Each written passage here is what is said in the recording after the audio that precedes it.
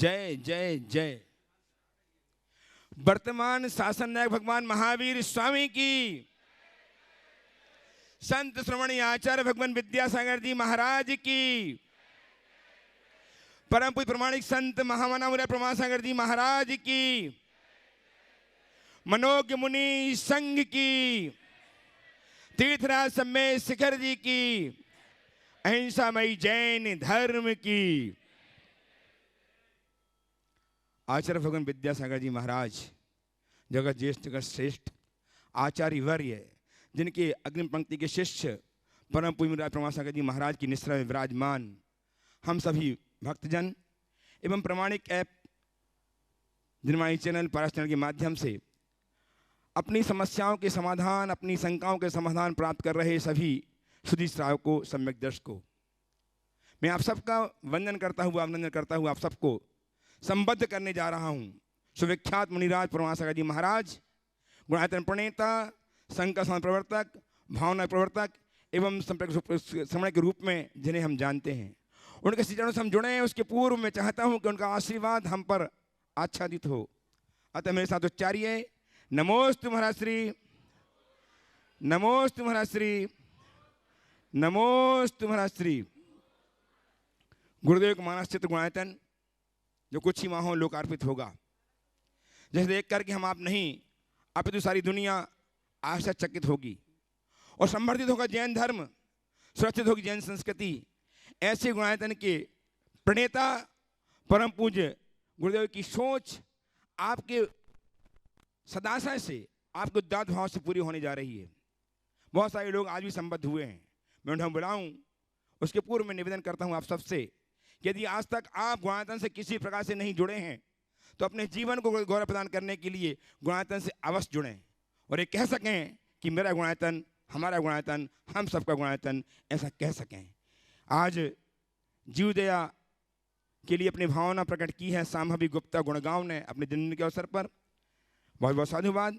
निर्माण निधि के रूप में श्रीमती पुष्पादेवी जैन भोपाल संबद्ध हुई हैं, यदि उपस्थित हो अपने स्थान में खड़े होकर के आशीर्वाद प्राप्त कर लें। और आज मंदिर जी में रजत झारी प्रदान करके अपने जीवन को रजतमय बनाया है मास्टर विरांश जैन, सुपुत्र श्रीमती शिखा जैन, धर्मपति श्री विशाल जैन, विपुल जी, सुपुत्र श्रीमती सुदेश जैन, धर्मपति अनिल कुमार जैन, सदर बाजार दिल्ली कैंट ने। बहुत बहुत साधुवाद। यदि उपस्थित हैं तो शीघ्रता से आ जाएं, हम उनका सम्मान करेंगे। इस परिवार से कोई उपस्थित है तो आ जाए। इसी क्रम में आज स्वर्णदान देकर के अपने जीवन को धन्य किया है स्वर्गीय जितेंद्र सेन जैन की पुण्यतिथि में श्री नितिन जी जैन, श्रीमती रानी जैन, रोहिणी दिल्ली ने, जिन्होंने सोना एवं चांदी के सिक्के प्रदान किए हैं। बहुत बहुत साधुवाद के साथ उन्हें आमंत्रित कर रहा हूँ, वे आएँ, गुरुदेव चरणों की अभिवंदना करें, आशीर्वाद प्राप्त करें। यदि उपस्थित हैं शीघ्रता से आ जाएं। हैं क्या उपस्थित? नहीं है। आपकी करतल ध्वनि उन तक पहुँचे, दिल्ली तक आपकी करतल ध्वनि उन सदाशय भाव की अनुमोदना करने के लिए पहुँचे। अपने स्थान में खड़े होकर के आशीष प्राप्त करें श्री माणिक चंद जी मधुरता जैन, जिन्होंने स्वर्णदान दिया है और जीवन को स्वर्णिम बनाया है। बहुत बहुत साधुवाद।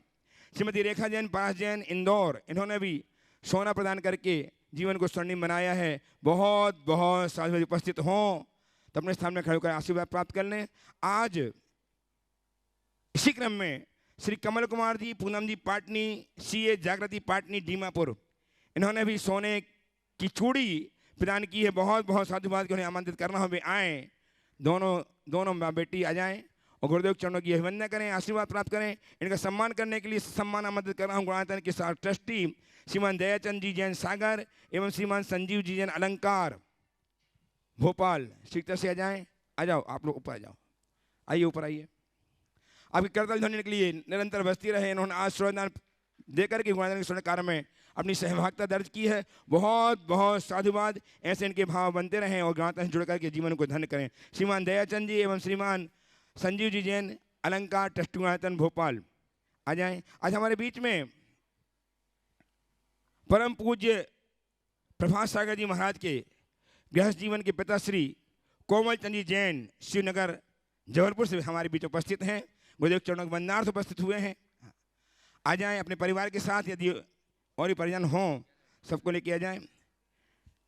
और इनका करतल ध्वनि से लगातार जब तक यहाँ हमें नजर में आते हैं, लगातार इनकी ध्वनि से हम करतल ध्वनि से अभिनंदन करते रहें।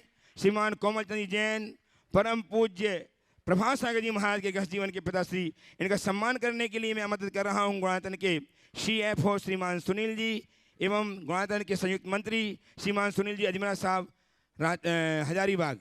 आइए दोनों सम्मान करने के लिए आपकी करतल ध्वनि सम्मान मिलते। इसी क्रम में आज अभी सहारनपुर से शशि जी जैन, प्रमोद जी जैन, ट्रेजी वाले, इन्होंने अपने आप को गुणायतन संबद्ध किया है निर्माण निधि के रूप में।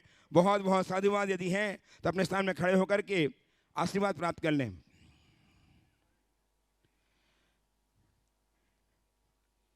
सुप्रसिद्ध प्रतिष्ठाचार्य श्रीमान सनत जी विनोद जी रसबास आज संयोग से आज इस धर्मसभा में हैं। मैं उन्हें सादर आमंत्रित कर दोनों भाई गुरुदेव के चरणों की वंदनार्थ मंच में आए, गुरुदेव से आशीष प्राप्त करें और इनका सम्मान करने के लिए मैं आमंत्रित कर रहा हूं श्रीमान अजय जी जैन, सोशल ग्रुप इंदौर नौकार, जो ट्रस्टी गुणायतन है। श्रीमान अजय जी आ जाएं, गुणायतन के ट्रस्टी। सम्मान करने के लिए दोनों ही भ्राता निरंतर जैन धर्म की प्रभावना में लगे हुए हैं। गुरुदेव से आशीर्वाद पर तालियां लगाते हैं। भाई ऐसे व्यक्तित्व आपके सामने आ रहे हैं जिन्हें देख कर के हर्ष उत्पन्न होता है।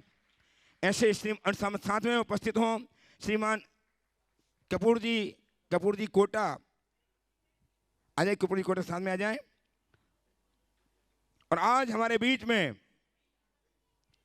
गुरुदेव चरणों के वंदनार्थ उपस्थित हुए हैं श्रीमान विकास जी जैन काशीपुर वाले, जो गुणायतन के स्वयं संरक्षक हैं। उनसे विनम्र निवेदन अपने पूरे परिवार के साथ नहीं आए।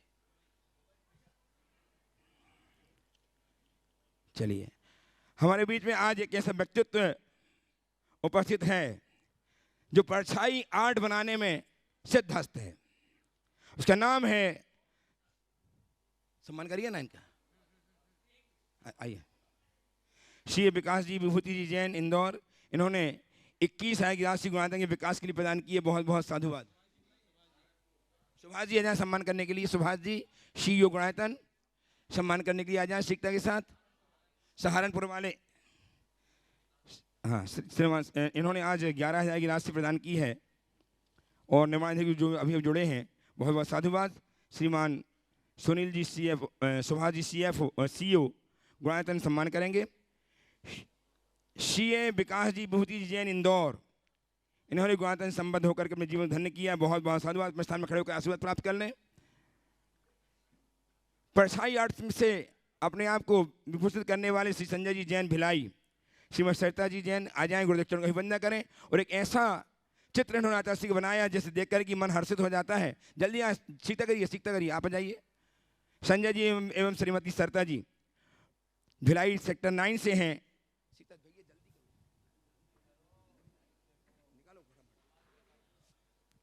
सम्मान करने के लिए आमंत्रित कर रहा हूं। इनका सम्मान करेंगे, इनकी आर्ट की प्रशंसा हम करेंगे। श्रीमान सुभाष जी एवं श्रीमान सुनील जी CFO गुणायतन सीखता से आ सम्मान करने के लिए। इनकी इस कला का सम्मान दिखाइए। आप अपने हाथ पकड़ो, गुरुदेव कर कमलों में इस आर्ट को, माइक चालू करना महाराज जी का। देखो बड़ा वाला। ओम ये संजय जैन की एक अलग विधा है। ऐसे इसके चित्र को पास से कोई देखे तो कुछ समझ में नहीं आएगा, लेकिन ये परछाई आर्ट है जिसमें आपको अभी छोटा करने पर कुछ समझ में नहीं आ रहा है, थोड़ा सा। और आप देखिए, ये इसमें आपको कुछ समझ में नहीं आ रहा, ऐसा लगता है जैसे कोई पर्वतारोही है। और दूसरी तरफ देखें तो आचार्य महाराज प्रकट होते हैं। ये इनकी एक कला है। एक बार इनकी कला का अभिनंदन कीजिए। इन्होंने ऐसी और भी कई आकृतियाँ तैयार की है जो अपने आप में अद्भुत है। और ये चंद्रगिरी में और ये गुणायतन की आर्ट गैलरी के लिए अपनी ऐसे सारे चित्रों को समर्पित करने का भाव भी रखे हैं। मैंने इनसे कहा और पर्याप्त बना लो ताकि गुणायतन में इनको भविष्य में स्थान दिया जा सके। बहुत बढ़िया। और पहला प्रश्न भी संजय जी करेंगे। संजय प्रश्न लगे, ऐसे देखोगे तो सब। हाँ, इनका भी सम्मान कर ले। आप सुभाष जी कर देंगे। सुभाष जी सम्मान कीजिएगा। चलो हो गया। हाँ, आइए लाओ जल्दी। विकास जी सम्मान कीजिएगा। श्रीमान विकास जी, सीए विकास जी विभूति जैन इंदौर, इनका सम्मान कर रहे हैं। सुभाष जी एवं सुनील जी, सीएफ गुणायतन। आपकी ताली लगातार बजती रहे। चलिए चलो संजय जी प्रश्न प्रस्तुत करें। तैयार हैं श्रीमान विनीत जी जैन सरावगी बेंगलोर। विनीत जी जैन सरावगी बेंगलोर तैयार रहेंगे प्रश्न के लिए। सुभाष संजय जी प्रश्न कीजिए, बोलो। नमोस्तु महाराज जी। महाराज जी, निमित्त हिंसा जो होती है उसका प्रायश्चित कैसे किया जाए? कौन सी हिंसा? निमित्त हिंसा, जैसे अपन कहीं जा रहे हैं और अपनी गाड़ी से किसी जीव की हिंसा हो जाती है। हाँ, अगर आप कहीं भी हिंसा में निमित्त हुए हैं तो गुरुओं के समक्ष जाकर प्रायश्चित लेना चाहिए अलग से। चलिए अगला। विनीत जी सरावगी बेंगलोर उपस्थित हो। प्रणाम गुरुजी। तैयार है ब्रती श्रावक रमेश चंद जी, ब्रती श्रावक इंद्रकुमार जी जैन सहारनपुर वाले। मेरा एक क्वेश्चन है कि अपनी मोक्ष की कामना करते हैं तो ये भी एक बंधन भी है ना, ये जीवन का ये भी एक बंधन है, तो मोक्ष का कामना करना ठीक है क्या? बिल्कुल ठीक है। मोक्ष की कामना करने से मोक्ष नहीं मिलता, मोक्ष का पुरुषार्थ करने से मोक्ष मिलता है। कामनातीत व्यक्ति को ही मुक्ति मिलती है। लेकिन भोगों की कामना की अपेक्षा मोक्ष की कामना अच्छी है। जब तक हमारे हृदय में मुक्ति का संकल्प नहीं जगेगा, विरक्ति का भाव प्रकट नहीं होगा, और जब तक विरक्ति का भाव प्रकट नहीं होगा आत्मा की उन्नति नहीं होगी। तो आत्मोन्नति के लिए विरक्ति चाहिए, और विरक्ति के लिए मुक्ति से अनुरक्ति। उपस्थित हैं ब्रती श्रावक रमेश चंद जी, ब्रती श्रावक इंद्रकुमार जी के साथ सहारनपुर से। तैयार हैं डॉक्टर कुलदीप जी जैन बेटी भव्या के साथ शाहदरा दिल्ली। परम पूज्य महाराज श्री के चरणों में कोट से नमोस्तु नमोस्तु नमोस्तु। ओम।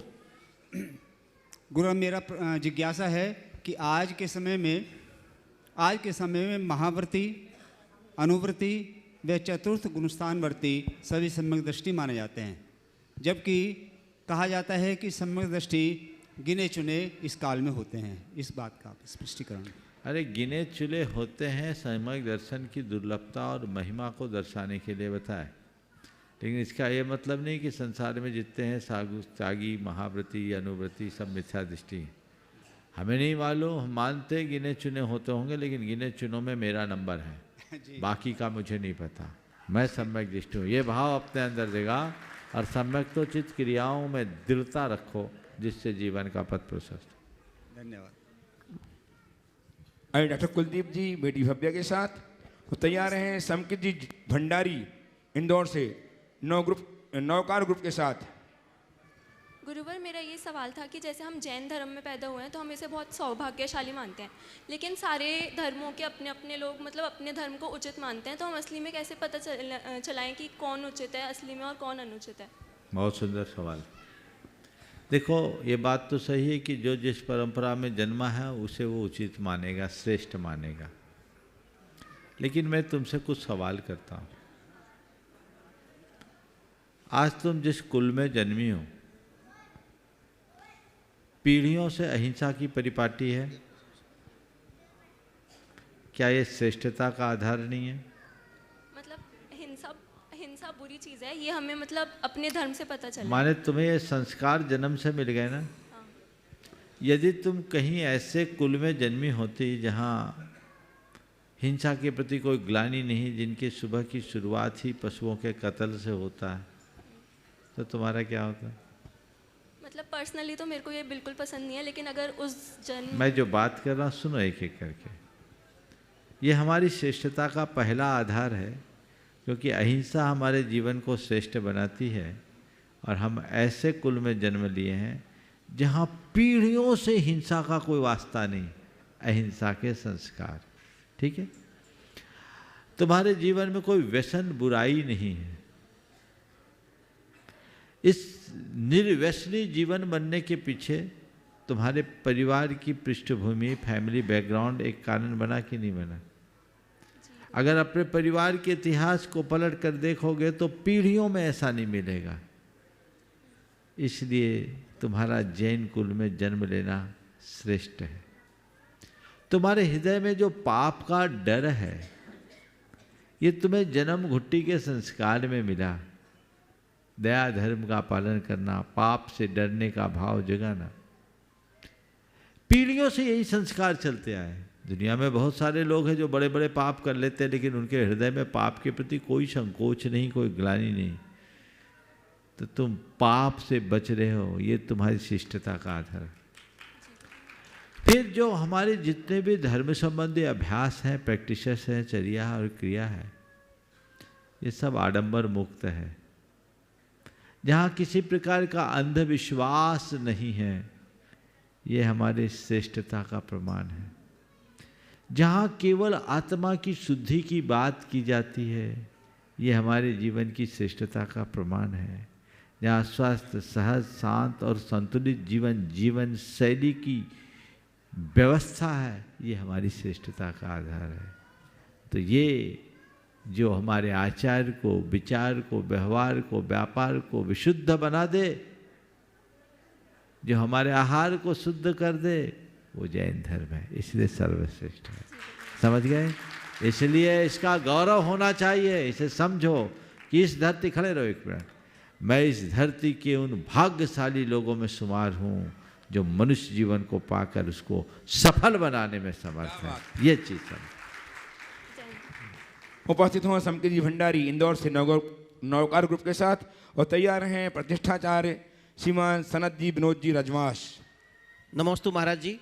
मैं जैन सोशल ग्रुप नवकार इंदौर के 150 यात्रियों के साथ में आपको नमन करता हूं, और आज हम सभी को ये मौका मिला कि आपके दर्शन कर सकें। रोज़ टीवी में हम आपको ज़रूर देखते हैं, आज पहली बार आपके दर्शन करने का मौका मिला, बहुत बहुत धन्यवाद। हमारा एक प्रश्न है कि जो जैन धर्म है उसके अंदर आज की जो पहचान हमारी बन गई है कि जो जमीकंद नहीं खाता है, जो रात्रि भोजन नहीं करता है, वह जैन है, ऐसा निषेध धर्म के रूप में हमारी पहचान बनती जा रही है। तो हमारे आहार में, हमारे आचरण में हम ऐसा क्या करें कि जिससे हमारी पहचान और भी जो हमारी महावीर भगवान के जो सिद्धांत हैं उनकी तरह से हो। बहुत अच्छा सवाल आपने उपस्थित किया है। जैन धर्म का संबंध वर्जनाओं से नहीं है। जैन धर्म का संबंध अगर देखा जाए तो पूरी तरह विधायक है। मुझसे पूछो तो मैं कहूँगा जैन धर्म क्या है? जो जियो और जीने दो का संदेश देता है, वो जैन धर्म। हम यदि किसी चीज़ का निषेध करते हैं तो वह भी जियो और जीने दो के सिद्धांत को आत्मसात करने के लिए करते हैं। जैन धर्म केवल स्वहित की बात नहीं करता, जैन धर्म सर्वहित की बात करता है। स्वहित के साथ सर्वहित की बात करने वाला धर्म जैन धर्म है। जो हर आत्मा में परमात्मा का उद्घोष करने वाला है, वह जैन धर्म है। जो प्राणी मात्र के कल्याण की भावना रखता है, वो जैन धर्म है। जो मानवीय मूल्यों की पूर्ण प्रतिष्ठा करता है, वह जैन धर्म है। जिस धर्म में क्षमा, मृदुता, ऋजुता, सरलता, शौच, पवित्रता जैसे उदात्त जीवन मूल्यों की पूजा होती है और उस पूजा को महापर्व के रूप में मनाया जाता है, वो जैन धर्म है। जो प्राणी मात्र के प्रति मैत्री, प्रमोद, करुणा और माध्यस्थ भावना की प्रेरणा देता है, वो जैन धर्म है। जैन धर्म के मूलभूत तत्वों को रखो, केवल ऊपर के रिचुअल को मत देखो, अंदर के स्पिरिचुअल को पकड़ने की कोशिश करो। जैन धर्म ही एक ऐसा धर्म है जो सारे प्राणी मात्र का कल्याण कर सकता है, पूरी मानव जाति का उत्थान कर सकता है, समग्र विश्व के उत्थान का रास्ता बताता है, वो जैन धर्म है। इसलिए हम जैन धर्म की विधायक विवेचना करें, नकारात्मक नहीं। शैलेश जी, मोना जी जैन के नेतृत्व में ये पूरा जैन सोशल ग्रुप नवकार आपके दर्शन के लिए पधारा है इंदौर से। नमोस्तु महाराज। बहुत बहुत आशीर्वाद। आइए प्रतिष्ठाचार सुप्रसिद्ध प्रतिष्ठाचार श्रीमान विनोद जी सनत जी जैन रजवास से, और तैयार हैं श्रीमान आरसी जैन पार्श्व बिहार दिल्ली। हे स्वामी नमोस्तु।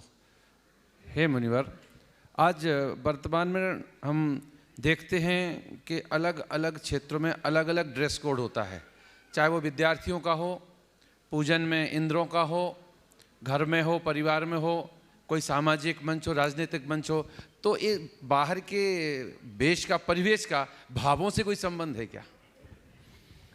देखिए, ड्रेस का अपना अपना प्रभाव है। जैन धर्म में आगे देखो तो ड्रेस ही खत्म हो गई।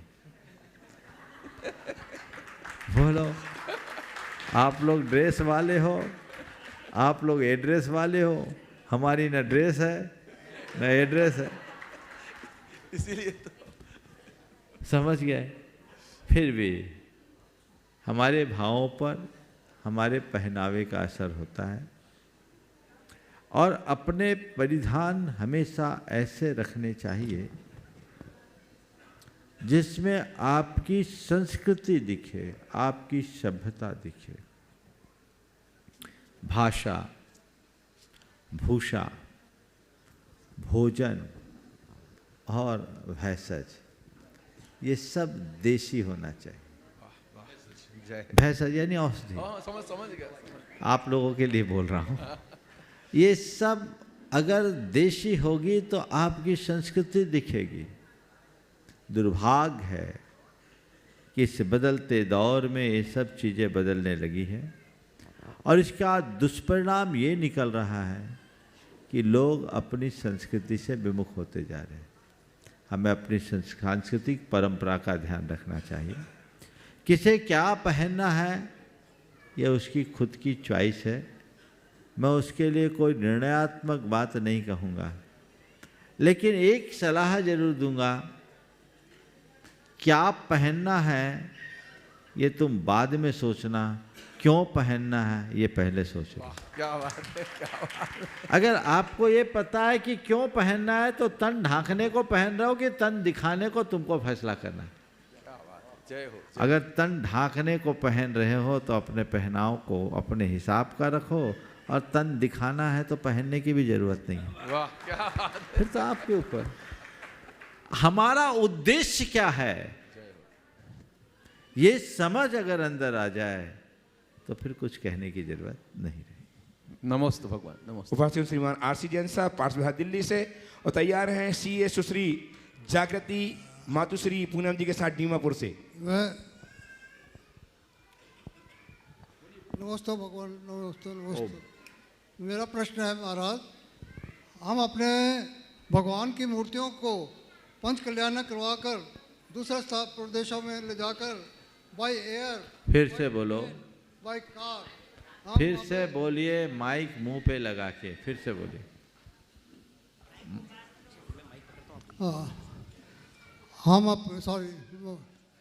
हम अपने भगवानों को मूर्तियों को शुद्ध करा कर पंच कल्याण करवा करके एक प्रदेश से दूसरे प्रदेश में ले जाते हैं, और उनमें बाय एयर, बाय ट्रेन या बाय कार, अच्छे से माइक। हाँ, बाय ट्रेन, बाय कार और बाय एयर ले जाते हैं। तो उन मंदिरों में जाकर के स्थापित भी कर देते हैं। हाँ बोलिए, अब बोलिए बोलिए। उन मंदिरों में ले जा करके हम स्थापित भी करते हैं और पूजा पाठ भी करते हैं, और अपने अवसरों पर, अवतारों पर अधिकतर चौमासा के में उत्साहपूर्वक हम उनको जुलूसपूर्वक, उत्साहपूर्वक आपका आशय समझ गया। ज़्यादा व्याख्या मत कीजिए। आपका कहना है कि प्रतिमाओं को प्रतिष्ठित करके इस तरीके से ले जाना कितना उचित है, यही पूछना चाह रहे हैं ना। बाकी ज़्यादा व्याख्या करने की ज़रूरत नहीं, मैं समझ गया। देखिए, कायदे से अगर कहीं प्रतिमा प्रतिष्ठित करते हैं तो जहां आप विराजमान करना वहीं प्रतिष्ठा कराइए, पर यह सबके लिए शक्य नहीं होता। तो जहां प्रतिष्ठा हो रही वहां से प्रतिष्ठापित करा करके आप उन श्री जी को ले जा सकते हैं। प्राचीन काल में भी ऐसा होता था। जीवराज पापड़ीवाल ने 1 लाख जीन प्रतिमाओं की प्रतिष्ठा करके संपूर्ण भारतवर्ष में उसे फैलाया था। समझ गए? तो ये परंपरा है, प्राचीन काल में भी हुई, लेकिन पुराने समय में बैलगाड़ी आदि के साधनों से ले जाया जाता था। आज अगर कहीं बड़ी प्रतिमा है या कोई भी प्रतिमा है उसको प्रतिष्ठित करके ले जा रहे हैं तो उत्तम तो यही है कि आप जिस भी साधन से ले जाएं शुद्धिपूर्वक ले जाएं और दिन के दिन में ले जाएं। पर कदाचित दूर दराज है, भारत की सीमा से बाहर भी ले जाना है तो वहाँ तो गाड़ी घोड़ा मिलेगा नहीं, बाय प्लेन ही जाना पड़ता है। तो उसकी विधि है, उस विधि के अनुसार यहाँ से ले जाकर प्रतिष्ठा कराकर उसकी बृहद शांति धारा आदि के माध्यम से शुद्धि कराकर उनकी पुनः प्रतिष्ठा कराई जा सकती है। 2 प्रतिष्ठाचार्य बैठे हैं, वो अपनी सम्मति में बात सिर हिला रहे हैं, तो समझ लीजिए उस विधि से उसको किया जा सकता है। जो शक्य है वही अनुष्ठेय होता है। चलिए, सुश्री जागृति जैन, माता श्री एक जागृति पूछे, जागृति दो। उसके पूर्व ये प्रश्न प्रस्तुत करें, उसके पूर्व गणतंत्र श्रोमणी संरक्षक श्रीमान विकास जी जैन काशीपुर वाले, हाँ, जब तक दिल्ली से हमारे बीच में उपस्थित हैं, वे शीघ्रता से आ जाएं गुरुदेव चरण के वंदनार्थ अपने परिवार के साथ। हाँ। श्रीमान विकास जी जैन काशीपुर, अब जब प्रश्न तक कीजिए। सवाल कीजिए। नमोस्तु महाराज जी। महाराज जी, जैसे आपने कहा कि भावना योग से भी हमें मोक्ष की प्राप्ति हो सकती है, तो क्या महिलाओं को भी डायरेक्टली लाइक बिना पुरुष बने भी मोक्ष मिल सकता है क्या? मिल जाएगा, मिल जाएगी, मिलेगी, मोक्ष मुक्ति मिलेगी। दुखों से, दोषों से, दुर्बलताओं से और दुर्गुणों से मुक्ति मिलेगी। क्या चिंता है? क्या दिक्कत है? करो तो सही, अभी शुरू किए नहीं और पहली कहानी शुरू हो गई। करो, मोक्ष मिलेगा। अभी तो तुम्हें भी वही मिलेगा जो हमें मिलेगा, आगे समझ में। और एक बात और बता रहा हूं, मोक्ष के लिए धर्म करने की जरूरत नहीं है। मैं मोक्ष के लिए धर्म करता ही नहीं, मैं मोक्ष मार्ग के लिए धर्म करता हूं। समझ गए? तो मोक्ष मार्ग चाहे स्त्री हो या पुरुष, सबको है। और मोक्ष मार्ग में चलोगे तभी मोक्ष मिलेगा। सब पुरुषों को भी मोक्ष नहीं मिलने वाला, उन्हीं को मिलेगा जो मोक्ष मार्ग में चलेंगे और सही ढंग से चलेंगे। इसलिए इनमें दिमाग मत लगाओ, जो करने योग्य है अपनी भूमिका अनुसार करो, जिससे अपना उद्धार हो सके। नमोस्तु महाराज। आइए श्रीमान विकास जी जैन काशीपुर वाले, दिल्ली से गणतंत्र श्रोमणी संरक्षक, गुरुदेव चरण को वंदना करें, आशीर्वाद पर पूरा परिवार आ जाए शीघ्रता के साथ। उनका सम्मान करने के लिए आमंत्रित कर रहा हूँ श्रीमान सुनील जी जैन CFO गुणायतन एवं आइए अनुकृति लेकर के। आप तालियां लगाकर बसती रहें, एक ऐसा व्यक्तित्व। आइए जल्दी आइए, हमारे बीच उपस्थित हो रहे हैं जो गणतंत्र श्रोमणी संरक्षक हैं, जिन्होंने गणतंत्र की अपनी अहम भूमिका निभाई है और गणतंत्र संबंधों के जीवन को धन्य किया। आपकी तालियां लगातार इनके सम्मान में बजती रहना चाहिए। सम्मान कर रहे हैं गणतंत्र के श्रोमणी गणतंत्र के CFO श्रीमान सुनील जी जैन। पूरा परिवार आ जाए और महिला सम्मान के लिए आ जाइए, जल्दी की जल्दी आइए। और तैयार रहेंगे प्रस्तुत करने के लिए श्रीमान दयाचंद जी प्रदीप कुमार जी जैन सागर ट्रस्टी गुणायतन। दयाचंद जी अपना प्रश्न करें। हाँ ठीक है, इनका सवाल ले लेते हैं। दयाचंद जी के पूर्व श्रीमान विकास जी अपना प्रश्न प्रस्तुत करेंगे। इनका आपकी तालियां लगातार बजती रहे। ऐसे व्यक्तित्व हमारे बीच में हैं जिन्होंने गणतंत्र के निर्माण में अपनी अहम भूमिका निभाई है। बहुत बहुत साधुवाद के साथ हम इनका सम्मान कर रहे हैं और प्रश्न भी प्रस्तुत करेंगे श्रीमान विकास जी काशीपुर वाले, दिल्ली। तैयार रहेंगे दयाचंद जी प्रदीप कुमार जी जैन सागर ट्रस्टी गुणायतन अपने स्थान में खड़े हो जाएं अपने परिवार के साथ। अनुकृति दीजिएगा, माइक दो, चलो। ले ओ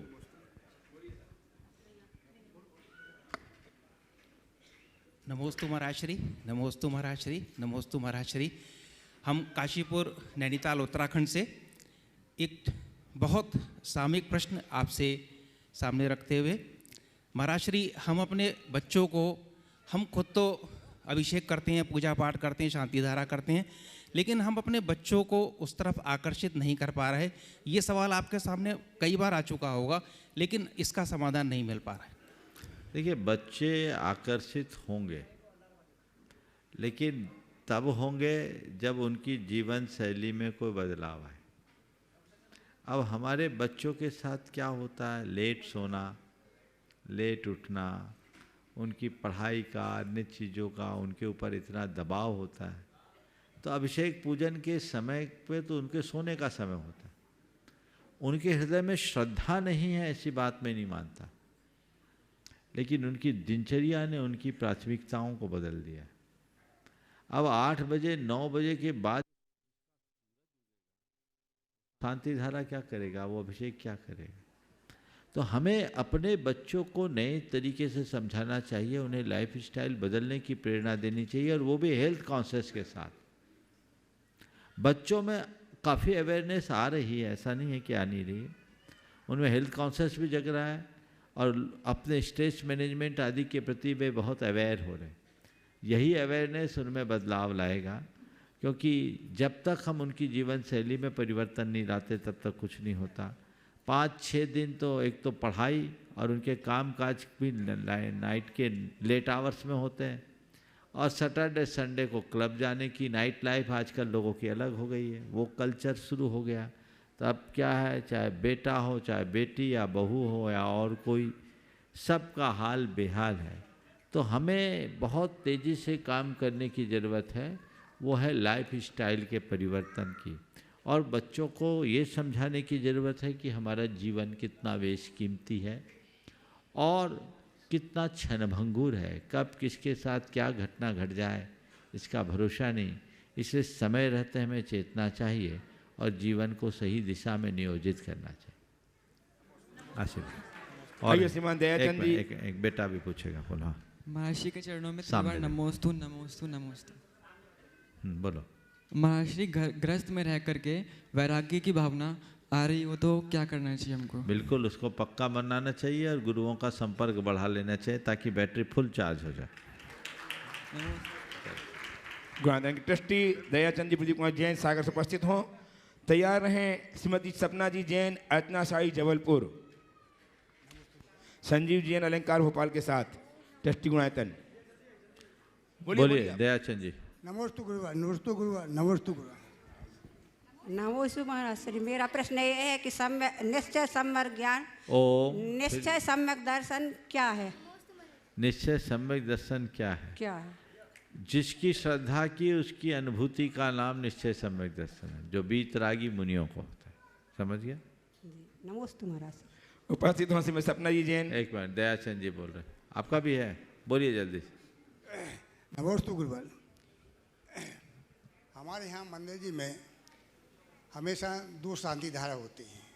मेरी शंका ये है गुरुदेव, क्या अगर एक दिन के लिए जिन लोगों के लिए जिनकी गुंजाइश नहीं है उनको एक दिन शांति धारा करने की अनुमति दे सकते क्या? रोज दे सकते हैं, एक दिन क्यों? उसका एक तरीका है। तुमने शांति धारा की बोली ली, कलश उसको पकड़ा दो कि भैया तू कर ले, बोली तो मैं ले लिया, क्या फर्क पड़ता है? उदारता चलो, तुम भी करोगे शांति मेरी हो जाएगी, तुम्हारी शांति होगी तो मेरी शांति और जल्दी हो जाए। ऐसी उदारता भी रख सकते हैं कि नहीं रख सकते? मंदिर की व्यवस्था भी बन जाए और लोगों को अवसर भी मिल जाए। नमस्ते। उपस्थित हों श्रीमती सपना जी जैन अर्चना शाही जबलपुर, संजीव जी अलंकार भोपाल के साथ। तैयार रहें प्रोफेसर ज्योति मनोज जी कासलीवाल हथनूर संभाजी नगर। ओम। अपने स्थान में खड़े हो जाएं हथनूर से। ओम। नाम बोलिएगा अपना। नमोस्तु महाराज जी, मेरा नाम आकांक्षा जैन है। मैं देखती हूँ कि आजकल छोटे बच्चों में ही, चाहे हमारे बच्चे हो, बहुत आक्रामकता होती है नेचर में। उसको हम कम करते हैं कोशिश करने की, लेकिन जब वो गुस्सा करते हैं हम भी गुस्से में बहुत नेगेटिव शब्द बोलते हैं। तो क्या हम उनको पॉजिटिव शब्द बोल के उनको, जैसे भावना, आप भावना योग बताते हैं, वो गुस्सा करता है तो हम बोले मुझे शांत रहना है, शांत रहना है, इसका असर पड़ता है? क्या ये तरीका सही है? इसकी जड़ में जाइए। ये बात बिल्कुल सही है कि बच्चों में आक्रामकता बढ़ी है, और बुरा मत मानना। एक अध्ययन ये बताता है कि आजकल की महिलाएं भी बड़ी आक्रामक हो गई। बुरा लगेगा, और ये तो हम अनुभव की भी बात बताते हैं। बता दूं? हाँ, हमारे ब्रह्मचारी लोग और जो हमारी सेवा में रहते हैं ना, खासकर आहार के टाइम में, वो बताते हैं महाराज पुरुष बड़े आसानी से नियंत्रित हो जाते हैं, महिलाएं बड़ी। अब आगे नहीं बोलूँगा। तो ये कहीं ना कहीं आप सबकी टेंडेंसी को प्रकट करता है। हर कोई नहीं होते, लेकिन बहुलता से ये आक्रामकता दिखने लगी। इसके कारण में जानना चाहिए। जिस समय बच्चा पेट में हो उस समय अगर माता पिता का संयत और संतुलित व्यवहार हो तो आने वाली संतान पर उसका बड़ा अनुकूल असर पड़ता है। पर सबका ज़्यादातर समय तो टीवी, मीडिया और मोबाइल में बीतता है। आप अपने बच्चों को क्या फीडबैक दे रहे हैं? जैसा फीडबैक देखेंगे वैसा परिणाम आएगा, और जैसा परिणाम आएगा उसी के अनुरूप सारा काम होगा। तो पहला ये कर्तव्य है, और ये बड़ा अनुभूत प्रयोग है कि जिस माँ के पेट में बच्चा है वो बच्चा आने के पहले से ही भावना योग करना शुरू करे, और 9 मिनट का भावना योग जो 9 माह तक प्रतिदिन 3 बार कर रहे हैं, उनके बच्चे पर बहुत सकारात्मक असर पड़ रहा है। आप ये करके देखिए। और फिर भावना योग करने के बाद बच्चों के साथ कोई भी दायित्व विहीन आचरण ना हो, व्यवहार ना हो, इस चीज़ का भी हमें ध्यान रखना चाहिए। बच्चे जब तक छोटे हैं तब तक उनके सामने आपका संयत व्यवहार होना चाहिए और बच्चों की सब जिद पूरी करने की आदत से बचना चाहिए। आँखों का लिहाज उन्हें समझाना चाहिए, तो बच्चों की इस आक्रामकता से बचा जा सकता है। अब रहा सवाल जिनके बच्चे हो गए वो क्या करें, आपने सवाल उसी के लिए पूछा। बच्चों को धीरे धीरे मोटिवेट करके समझाइए। गुस्सा नहीं करो ऐसा कहने की जगह बेटा शांत रहो। वो गुस्सा करे, आप बोलिए मुझे शांत रहना है, मुस्कुराते रहिए। कितनी बार गुस्सा करेगा, मुझे शांत रहना है। और उसके गुस्से से अप्रभावित रहने की क्षमता विकसित कीजिए। कोई प्रतिक्रिया मत दीजिए, जो भी प्रतिक्रिया है वो सकारात्मक प्रतिक्रिया दीजिए। धीरे धीरे बच्चे की समझ भी विकसित होगी और वो शांत रहने का अभ्यासी बन सके। उपस्थित हो प्रोफेसर ज्योति जी, मनोज जी जैन कासलीवाल हथनूर संभाजी नगर। तैयार हैं श्रीमान विनोद कुमार जी जैन, हेलो, पार्ट्स बिहार दिल्ली। प्रतिभा स्थली जबलपुर श्वेता दीदी की ओर से नमोस्तु। मालेगांव एवं हथनूर समाज की ओर से नमोस्तु। महाराज श्री, हजारों साल पहले हमारे आचार्य श्री उमा स्वामी जी ने तत्वार्थ सूत्र में एटम की, अणु की डेफिनेशन दी गई है। और हम जब पढ़ाते हैं केमिस्ट्री, तब वो जो अणु की खोज का जो श्रेय है वो रुदरफोर्ड है, डाल्टन है, उन साइंटिस्ट को दिया जाता है। तो हम जैनी जो है इसके लिए कुछ हम कोशिश नहीं कर पाए या कुछ, उसके बारे में मुझे ज़रा ये लगता है कि देखिए, बहुत अच्छी बात आपने उपस्थित की है और मुझे लगता है कि आप एक विज्ञान की विद्यार्थी होने के नाते प्राध्यापिका हूँ, प्राध्यापिका हैं, तो इस विषय को आप अच्छे से समझते हैं। ये बात बिल्कुल सत्य है कि हमारे तत्वार्थ सूत्र में परमाणु का जिस तरीके का विवेचन किया गया है वो पूरी तरह वैज्ञानिक और प्रमाणिक है।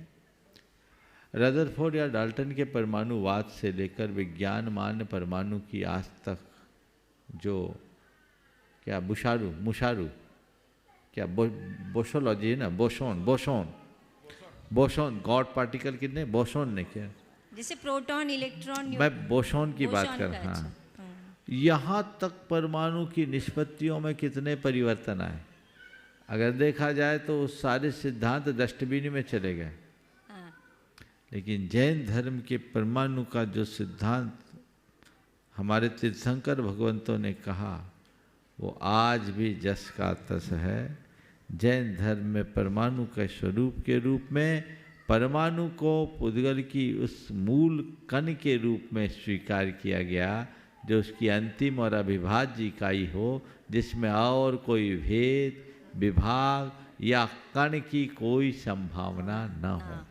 जैन धर्म के अनुसार जिसे आज गॉड पार्टिकल के रूप में जाना जाता है, जैन धर्म का परमाणु उससे भी अनंत गुना सूक्ष्म है। और जिस तरीके के परमाणु के सिद्धांत की बात हमारे तत्वार्थ सूत्र में विवेचित की गई है, जिसे आज के विज्ञानियों के द्वारा विवेचित किया जाता है, उसका मूल आधार जैन धर्म में मिलता है। ये हम लोगों की तरफ से कुछ कमी रही कि हमने उसे विश्व पटल पर स्थापित नहीं किया, और दूसरा कुछ सांप्रदायिक अभिनिवेश ऐसा रहा कि हमारी बातों को लोगों ने उस तरीके से व्याख्यायित नहीं किया। हमें चाहिए कि अब तो संचार क्रांति का युग है, हम एडवांस टेक्नोलॉजी के दौर में जी रहे हैं।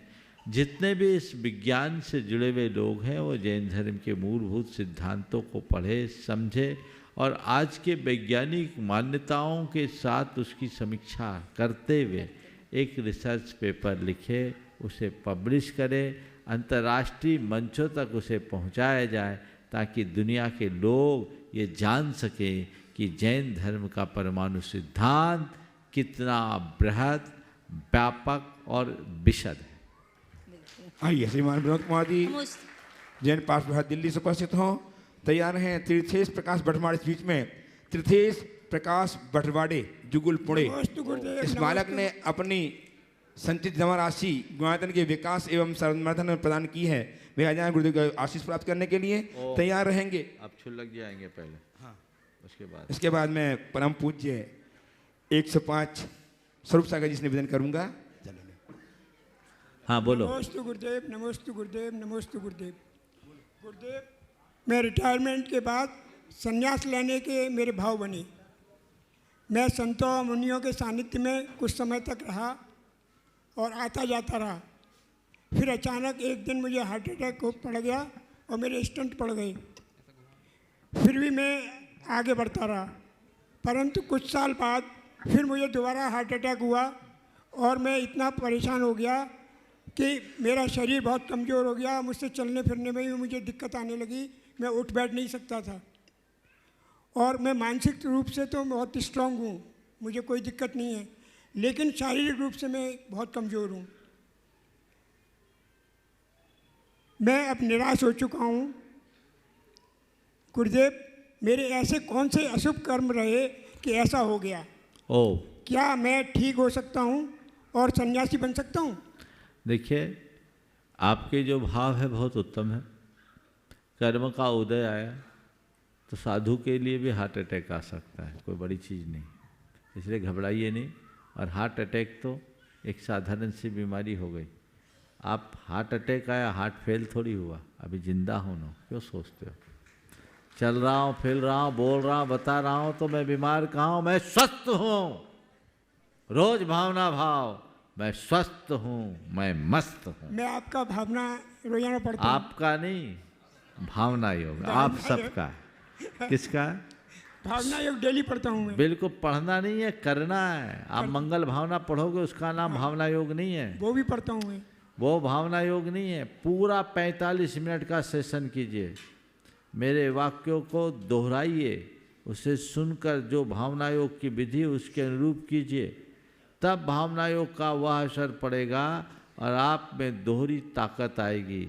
जो आपका लक्ष्य है उसे और बढ़ाना चाहिए। आपको तो अब अपना वैराग और बढ़ाना चाहिए, क्योंकि 2 बार थ्रेट आ चुकी, 2 घंटी बज गई, तीसरे का ठिकाना नहीं। इसलिए घंटी बजने के पहले अपना सामान समेट लो, आगे बढ़ने का लक्ष्य बनाओ। क्या पता कब क्या हो जाए। और अपने आप को बीमार मत मानो। बीमार तन के 100 इलाज हैं, बीमार मानसिकता का कोई इलाज नहीं। तो अपनी मानसिकता को बीमार होने से बचाइए, जिससे जीवन का पथ प्रशस्त हो। तीर्थेश प्रकाश भटवाड़े बसवाड़े जुगुल पुणे, इन्होंने अपनी संचित राशि गुणायतन के निर्माण एवं विकास में प्रदान की है। इस बालक के लिए बहुत बहुत साधुवाद। रख दो बेटे, यहाँ रख दो और आशीर्वाद दो। सुनील जी ले लें। हाँ सुनील जी हैं, सुनील जी आ जाइए। सुनील जी को के हाथों में सौंपें और आशीर्वाद लें। दो बेटा, वहाँ दे दो, वहाँ सुनील जी पीछे। नमस्ते। चलिए। और मैं परम पूज्य 105 स्वरूप सागर जी महाराज के चरणों में इच्छामी निवेदन करता हुआ निवेदन कर रहा हूँ, महाराज श्री संघ के साथियों के माध्यम से इस कार्यक्रम गति प्रदान कीजिएगा। इच्छामी इच्छामी इच्छामी।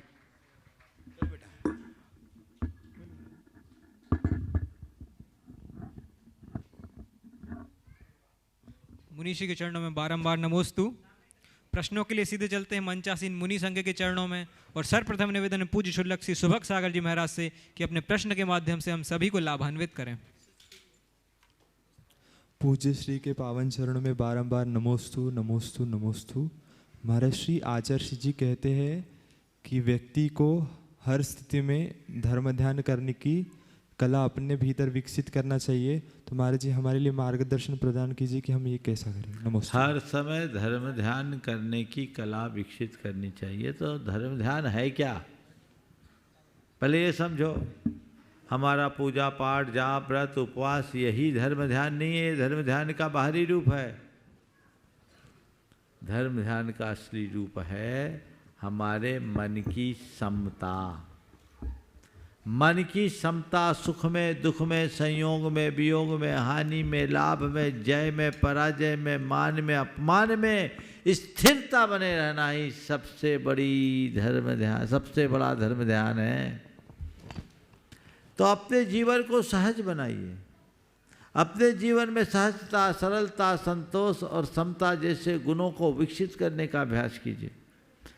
और ये तब संभव होगा जब आपकी दृष्टि में तत्व ज्ञान होगा, वस्तु के स्वरूप को समझोगे और निज पर का भेद विज्ञान धारण करोगे।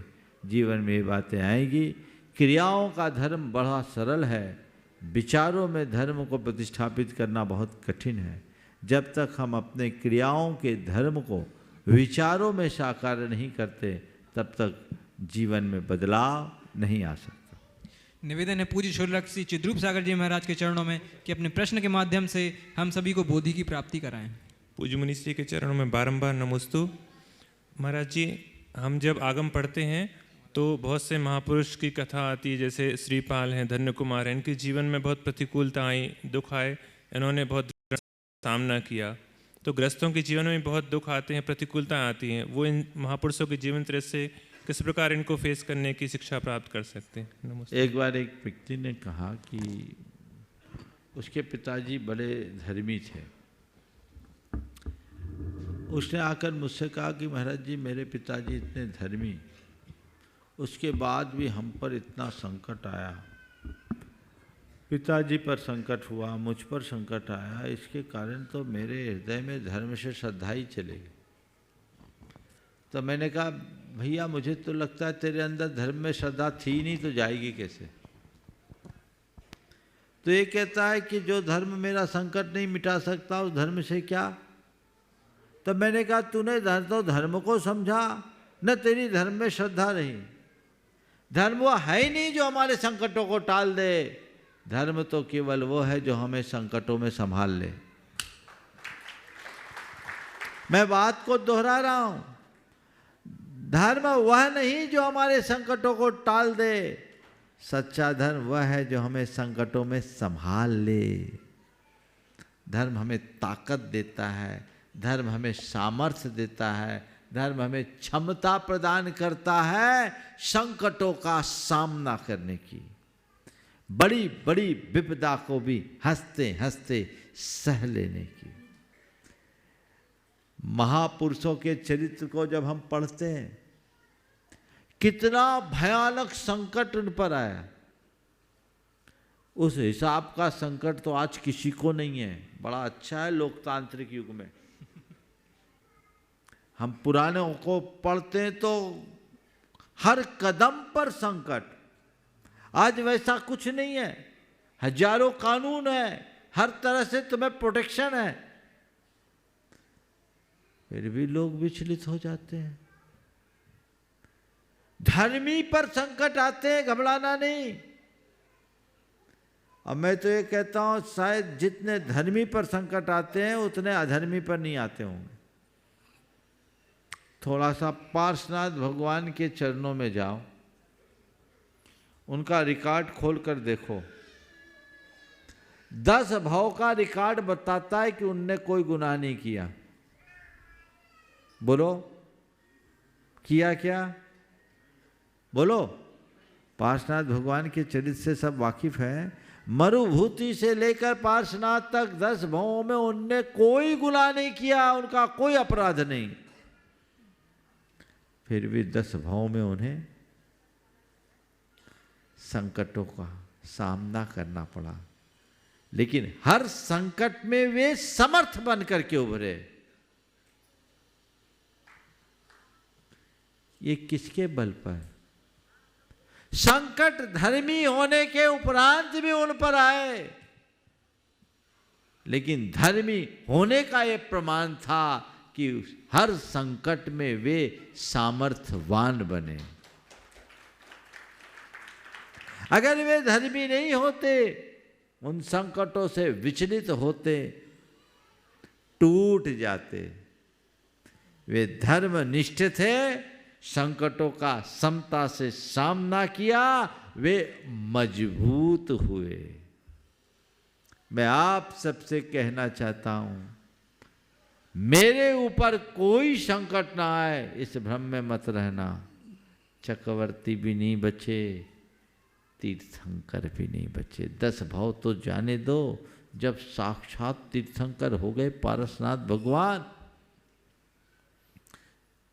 7 दिन तक कैसा भयानक उपसर्ग हुआ, बोलो हुआ?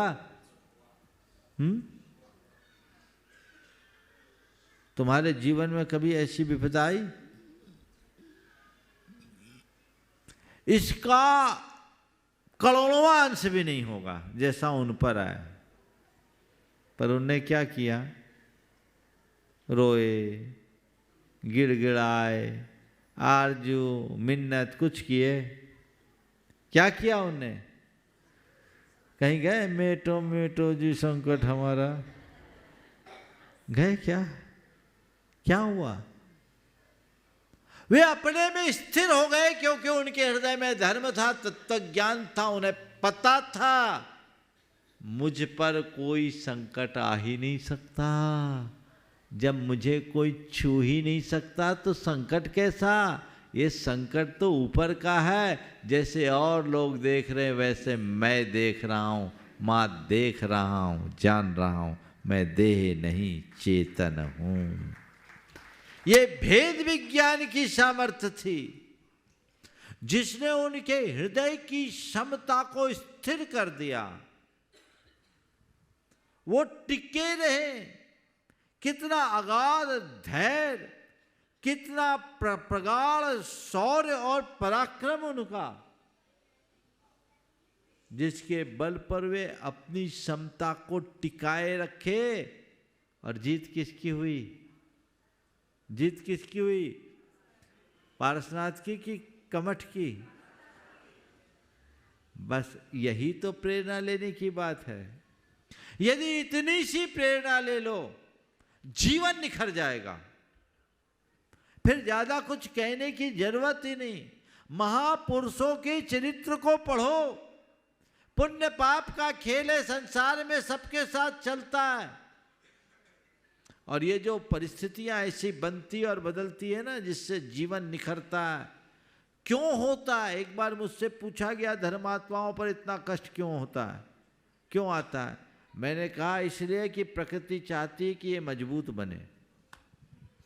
जिस पेड़ को आंधी पानी का सामना करने का अवसर नहीं होता वो ज्यादा दिन टिक नहीं पाता।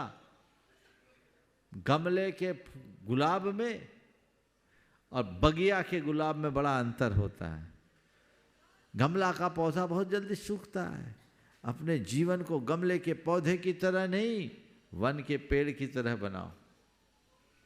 खिलने दो, खुलने दो। प्रकृति तुम्हारे साथ ऐसा चाहती, तुम्हारी नियति तुम्हें मजबूत बनाने के लिए तुम्हारे सामने प्रतिकूल संयोग देती है। और अपनी धर्म निष्ठा के बल पर उनका सामना करोगे तो निखरोगे। हमने बचपन में कहावत सुनी है, गुलाब को जितना कुतरा जाता है गुलाब उतना अधिक खिलता है ना। हम जब राजस्थान में थे तो उधर सर्दियों में बिहार हुआ। केर सांगरी के बड़े पेड़े पेड़ और सब पेड़ों को दिसंबर जनवरी के एंड में कुतर दिए जाते, छांट देते, एकदम टहनियाँ टहनियाँ सब छांट दे, बस तने तने बचे रहते।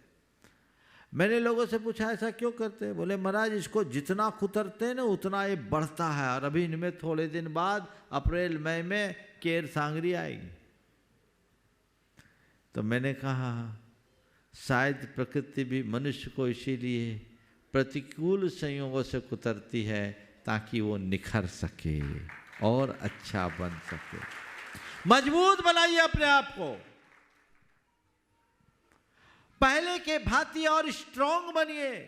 और आत्मश्रद्धान यदि पक्का है तो तुम्हें कोई हिला नहीं सकता। जिसका श्रद्धान कच्चा है उसको कोई बचा नहीं सकता। तो धर्म संकटों को टालता नहीं, संकटों में संभालता है। इसलिए अपने आप को संभाले रखना चाहते हो, धर्म से जुड़े रहो। निवेदन है पूज्य शुल्लक श्री समादर सागर जी महाराज से कि हमारी ज्ञान वृद्धि हेतु अपना प्रश्न प्रेषित करें। मुझे चरणों में नमोस्तु नमोस्तु नमोस्तु। महाराज जी, जीवन जीने के लिए तीन चीज़ों की आवश्यकता पड़ती है, आवास, भोजन और वस्त्र। लेकिन इनको छोड़ते समय दुख होता है, देते समय भी दुख होता है, और ना छोड़े तो भी दुख होता है। तो इसके बाद जी एक सदग्रस्त अपने आत्मकल्याण के लिए अंत में समाधिमण हो, इसके लिए जीवन यापन किस प्रकार करे? नमोस्तु महाराज जी। आवास, भोजन, वस्त्र जीवन की आवश्यकता है, अनिवार्यता नहीं। बस इतनी बात सोच लो। आवश्यकता है, जितनी आवश्यकता उतने में काम चलाओ। इनको छोड़ने की बात नहीं की गई, लेकिन इनमें संसक्त तो होना ठीक बात नहीं है। आवास चाहिए तो आवास चुन लो, पर कितना आवास? आवास रहने के लिए है, इसलिए आवास में रहो। पूरा जीवन आवास बनाने में न निकालो। भोजन जीने के लिए है तो भोजन के लिए, रोटी कमाने के लिए कमाओ, लेकिन रोटी खाने का वक्त निकालो। कमाने में इतने पागल मत हो जाओ कि खाने का वक्त ही न मिले। वस्त्र चाहिए तो जितने वस्त्र चाहिए उतने जोड़ लो, केवल अलमारियों को भरने की चेष्टा मत करो। अगर ये चीज़ें हमारी समझ में आ जाए तो फिर कोई दुविधाएं शेष नहीं रहती। मनुष्य के साथ सबसे बड़ी विडंबना यही है कि वह जीवन की वास्तविकताओं को ठीक तरीके से समझता नहीं और मोह मूर्छा में उलझ करके रह जाता है, जिससे जीवन की प्रगति वहीं रुक जाती है। समय हो गया, यहीं पर विराम। बोलिए परम पूज्य आचार्य गुरुवर श्री विद्यासागर। जय जय जय परम